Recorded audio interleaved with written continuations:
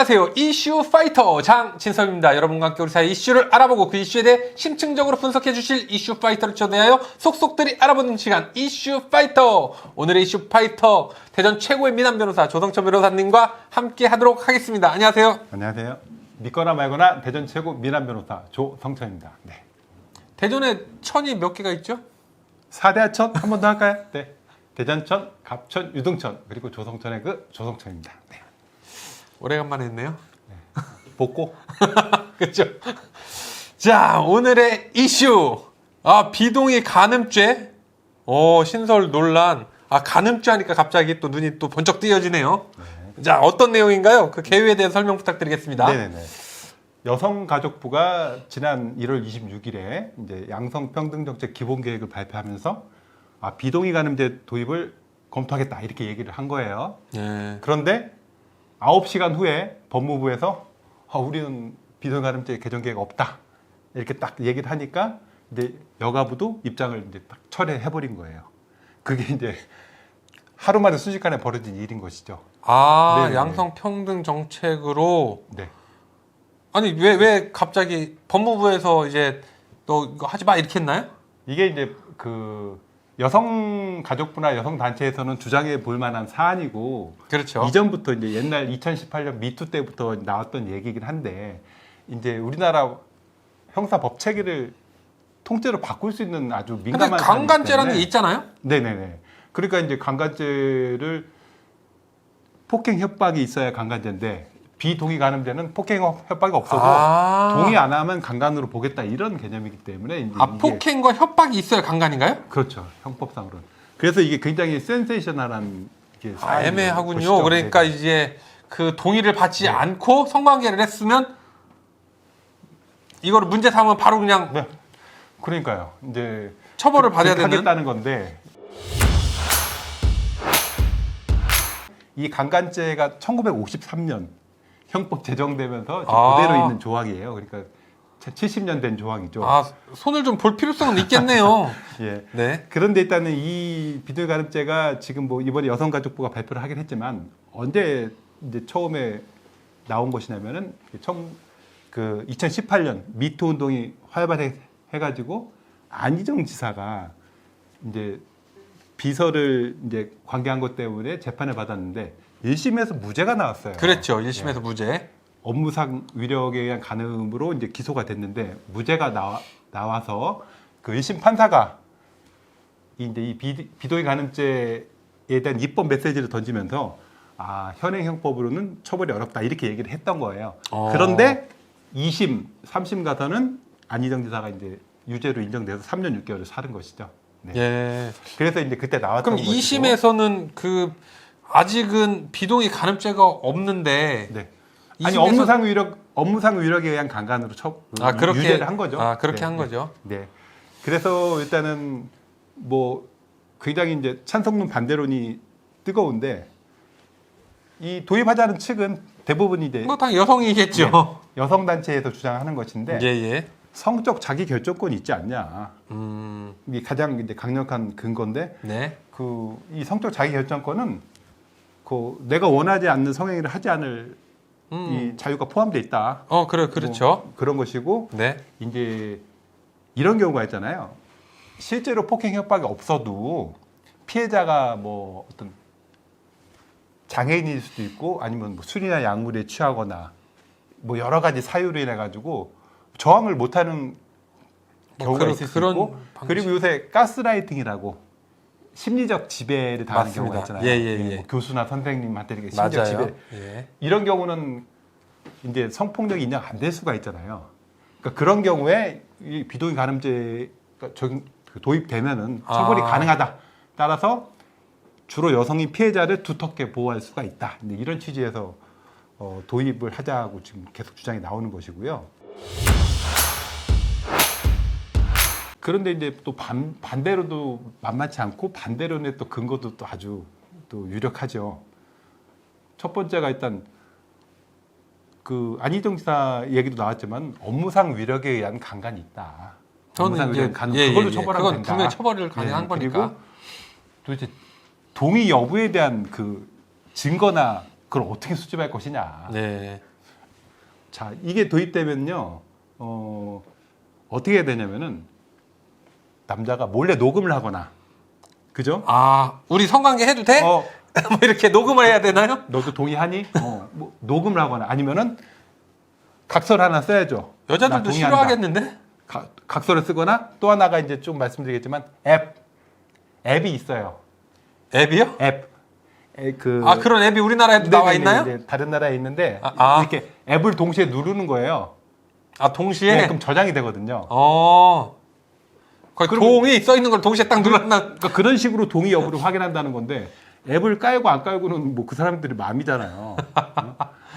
그러니까 이제 이런 이제 증거 수집이 어렵다는 아직은 얘기가 뭐- 있고 그리고 이 비동의 간음죄는 피해자를 우선한 거고 피고인은 그럼 뭐 피고인의 방어권은 왜 보장 안 해주냐? 피고인 그렇죠. 방어권 보장이 침해를 입을 수 있다. 예, 예.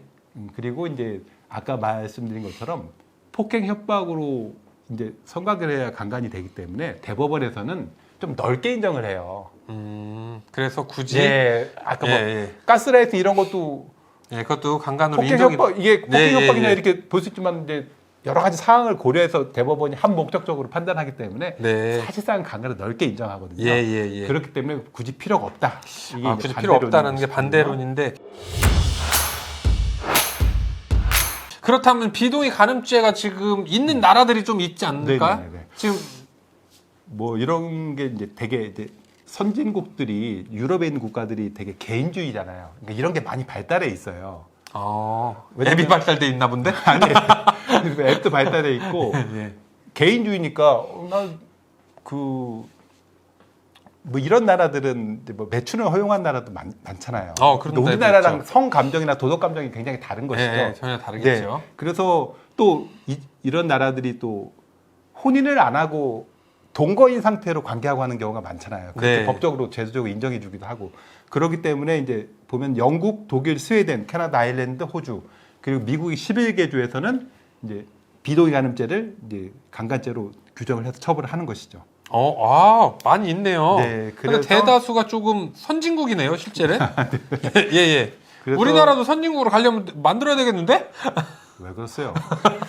그래서 이제 이들 나라에서는 이제 그러면 동의 여부를 어떻게 확인할 수 있냐 그래서 그 덴마크에서는 2020년에 아이 컨센트라는 앱이 나와서 남녀가 동의를 누르면 법원 서버에 동의 여부가 이제 기록이 된다는 것이죠. 근데 이제 저희가 볼 때는 그렇게까지 해야 되나 생각이 들 거 아니에요 지금. 잠깐 너무나 좋은 아이템이 생각이 났습니다. 지금 비동의 간음죄가 신설될 걸 생각해서 빨리 그 덴마크에서 만들어진 이 앱을 빨리 개발해야 되겠다. 당장은 안 될 것 같아요. 예, 예. 그러니까 좀 우리나라 이제 도덕 뭐 이런 감정이나 이런 거로 볼 때는 뭐 많이 다르겠죠. 네. 뭐 유럽 이쪽은 개인주의가 굉장히 예. 뭐 활발한데 우리나라 아직 그런 상황은 아니기 때문에 사실 뭐 MZ 세대를 폄하하는 건 아니지만 요새 젊으신 분들 네. 뭐 나이트 가서 뭐 원나잇을 한다든지 이런 경우도 사실상 뭐 TV에서도 나 그런 적 있다 이렇게 연예인들도 요즘은 뭐 자연스럽게 얘기할 정도인데 만약에 그 비동의 간음죄가 도입된다고 하면 아마 그런 케이스는 거의 없어지겠죠 앞으로. 왜냐하면 자기가 처벌받을 위험을 감수하면서 이제 해야 되는 것이니까. 그렇죠. 그리고 이럴 수도 있잖아요. 일단은 뭐 애인 관계라고 해도 이게 적용될 수가 있잖아요. 그렇죠. 그러니까 뭐 어제까지는 좋았는데 아니 애인 관계가 아니라 결혼을 했어도 그러니까요. 오늘 동의해? 아니 그러니까 이제- 근데 성관계를 가지면 비동의. 그러니까 이게 도입되면 이제 약간의 여러 가지 문제점이 그 노출될 수 있어서 현재는 아직은 시기상조다. 선진 외국과 우리나라의 예, 예. 상황은 틀리다. 이게 이제 다수의 의견이죠. 대부분의 의견은 법조계에서는요. 그렇게 보고 있는 혹시 것이고. 우리 이슈파이터 우리 여성단체에서 보다가 이것도 문제 삼는 거 아닌가요? 아니 뭐 도입을 도입을 반대하는 게 아니고 아직은 시기상조라는 것이고. 예, 예, 이제 예. 뭐 그건 나중에 상황이 그렇게 좀 진행이 된다고 하면은 될 수도 있겠지만은 현재는 우리나라는 지금 이 비동의 간음죄 관련해서 뭐 공청회를 한 적이 있습니까? 아니면 뭐 국민 여론조사를 한 적이 있습니까? 뭐 전문가 토론을 한 적이 있나요? 뭐 아무것도 한 적이 없잖아요. 아직은 없다. 그러니까 우리나라는 참 법을 너무 쉽게 만들잖아요.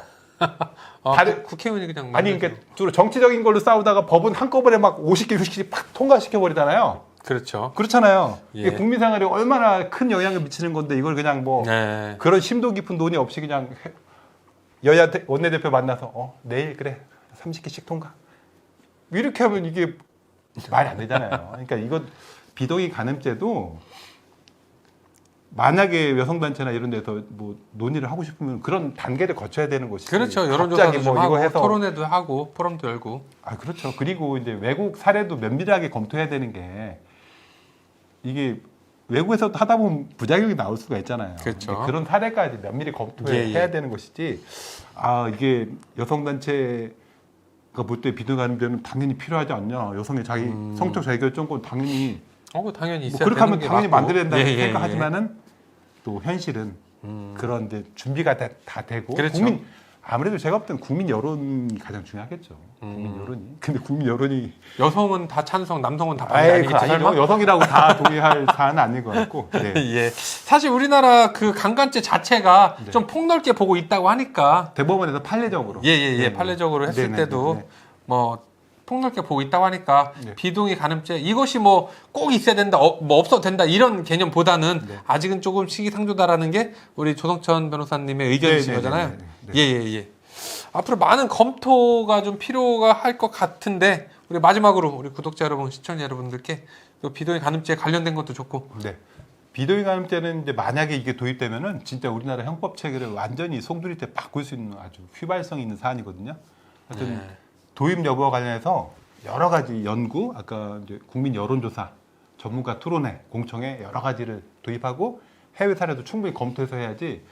이런 사안은 그냥 뭐 니네 몇 개, 여야 몇 개 원내대표가 통과. 협의해서 몇 개 통과 이런 걸로 절대 통과하면 안 되는 사안이라고 생각합니다. 예.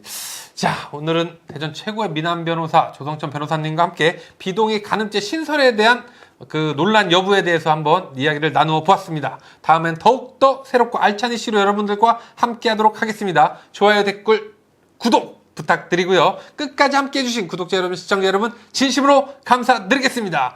이슈 파이터!